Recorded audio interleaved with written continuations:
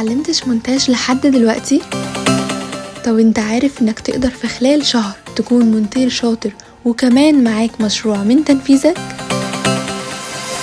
الكورس بصراحة قدم لي كتير، عرفت أعمل أكتر من حاجة، عرفت أفصل كروما، عرفت أشتغل أعمل بريرة. حاسة أنا استفدت كتير قوي، واللي أنا يعني أخدت البيسكس بحيث إن أنا أقدر أبدأ أعمل شغل لوحدي. كنت عايزة أطور أكتر من مستوايا، يعني لقيت الحمد لله اللي أنا عايزاه يعني.